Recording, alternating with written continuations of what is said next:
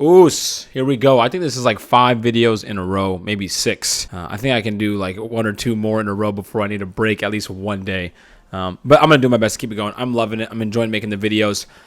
But breaking news at this point, KSI is confirmed to at least have 1 fight this year, potentially 2 fights, 1 in June and 1 in the winter. I thought it was just going to be the winter, but it really looking like it's going to be also in June. Ironically, it was McBroom who released the information by talking about the fight going down between Wasabi and KSI and how McBroom never really got a deal. At this point, it really feels like it's going to be KSI versus Wasabi and then McBroom versus Gibb. I will say I'm a bit skeptical of KSI fighting in June against Wasabi because he does have to cut weight, and it's only March.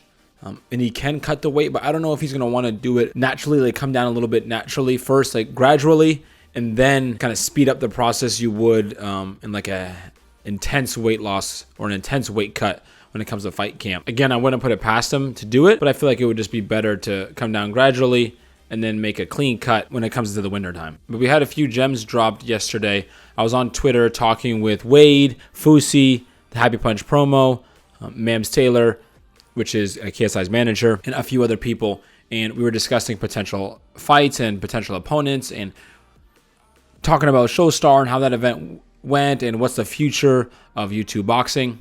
I believe they're going to do this sort of talk show on Twitter every Monday, I believe, or they're going to try to do it every week just to keep the information flowing and keep us connecting with the fans. We did a little Q&A at the end.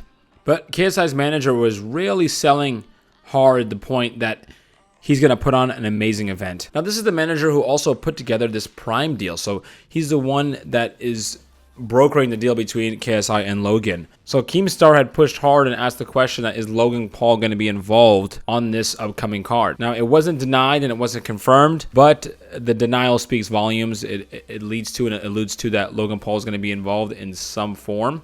Obviously, they're going to have Prime involved, so Logan Paul's going to be there. Now, to what extent is he going to commentate? Is he going to be a host? Is he just going to make an appearance, or is he going to compete on the undercard? Are we going to have a KSI Logan Paul, kind of co-main event? We also got the vibe that there might be some other fighters or personalities and celebrities involved, and maybe people outside the YouTube scene that may be involved, like big-time influencers.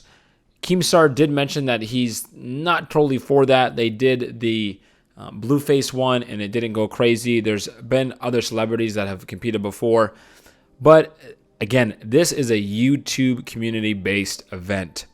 You had the YouTubers versus the TikTokers, but there was still some of the YouTubers there to host that event. It started with KSI, Joe Weller, right? And this is a very tight-knit community. Even though it's huge, it's still a niche community. And when these events take place, if it doesn't feel like it's going to be a YouTube-centric based event, I have a feeling it's not going to do as well, right? It could still do very well, but in terms of just the build-up and the kind of views that we get in the press conferences, the fans in this community have a very personal relationship with the creators. It's not the same as like an actor, right, or a singer. Right, you're not watching their vlogs, you're not interacting with them on social media. It's not the same. YouTubers specifically have a very intimate relationship with their fans, more so than any type of other influencer or celebrity, I should say. So the core characters have to be involved in the event. And if that's the case, I think the event is going to do great. We have new fighters and new YouTubers getting involved. Like Salt Poppy is a perfect example. Yes, he's a TikToker, but he's a creator. And since the YouTube community is accepting him and bringing him on, there's going to be constant talks of wanting to see him on the undercard, right?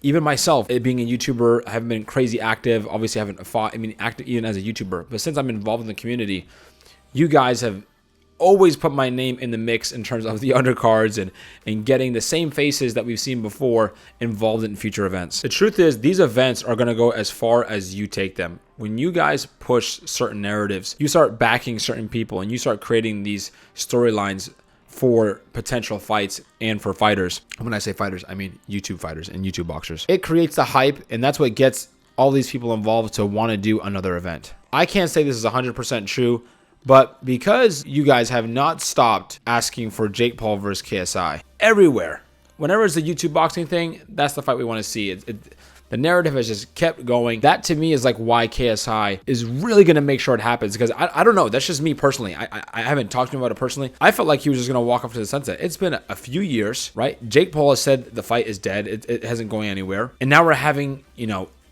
events run by KSI's team pointing to this trajectory to end up with eventually a Jake Paul versus KSI super fight. Now, I know KSI wants to beat him and he wants to fight him, but doing it for the UK fans and doing it for his YouTube community, I think is a lot more important to him. Again, I can't say for sure, but that's the feeling I get. Even when it comes to me competing, the fact that you guys have kept me within the loop and keep asking me to compete and be on the undercard and want to see me compete, demonstrate my skills and go for it in the ring, that makes me want to do it, right? I have real no desire to want to become a world champion or compete full time or do anything like that. But your encouragement and your persistence, right, has made me motivated and excited to want to get out there and do it again. But after this talk on Twitter, I feel like we're going to be reaching new potential when it comes to YouTube boxing. The fact that KSI is back in the mix. Remember, this was before COVID, right? So it has been years. The fact that he's back in the mix and confirming that he's going to compete again.